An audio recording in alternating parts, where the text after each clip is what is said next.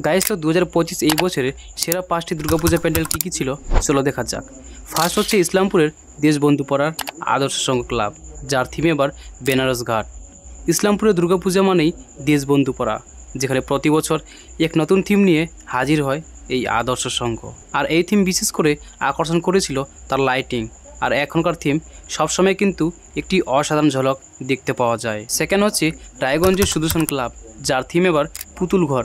শোনা যায় রায়গঞ্জে নাকি সব থেকে বড় দুর্গাপূজা এখানেই হয়ে থাকে, যা লাইটিং কিন্তু অসাধারণ হয়েছিল।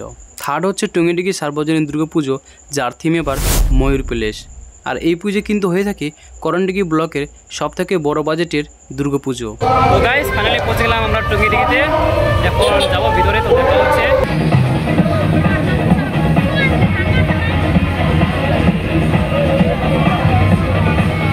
গাইস দেখো, এটা হচ্ছে করণডিগি ব্লকে অন্তর্গত টুঙ্গিডিগি গ্রামের। দেখো এটা মন্দিরটা তোমাকে দেখো ভিতরে ঢুকে লাইটিং, চারিদিকে মানুষ মানে এত ভিড়, মানে কি বলবো, পুরো অসাধারণ।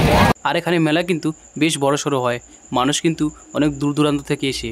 তোমরা এই ভিড় দেখে আন্দাজ করো যে কত বড় মেলা হয়ে থাকে। গাইস কি ভিড়!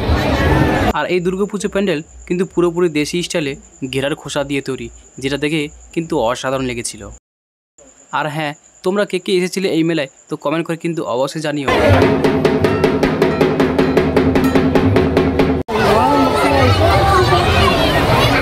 ফোর্থ হচ্ছে আমাদের এই কানকি পাশের দেওঘর সার্বজনীন দুর্গাপুজো। আর এবারের থিম মহাভারতের কুরুক্ষেত্র। আর এখানে কিন্তু প্রতি বছরই বেশ সুন্দর সুন্দর প্যান্ডেল বানানো হয়। আর তোমরা যদি ভালো করে লক্ষ্য করো, এখানে কিন্তু মহাভারতের বিভিন্ন চিত্র তুলে ধরানো হয়েছে।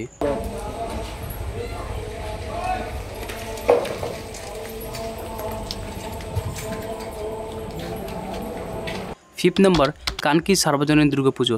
এখানকার প্যান্ডেল ছোট হলেও পুজো কিন্তু অনেক বড় সড়ো হয়। আর এই বছরে এই প্যান্ডেলের থিম বানানো হয়েছে দক্ষিণেশ্বর কালী টেম্পলের থিম। আর এই পুজো তোমরা কোন কোন প্যান্ডেলে ঘুরেছো কমেন্টে কিন্তু অবশ্যই জানাবে। আর হ্যাঁ, ভিডিওটি কিন্তু কে কোথা থেকে দেখছো কমেন্টে কিন্তু লিখতে একদমই ভুলবেন না। তো চলো দেখা হচ্ছে আরেকটি নতুন ভিডিওতে।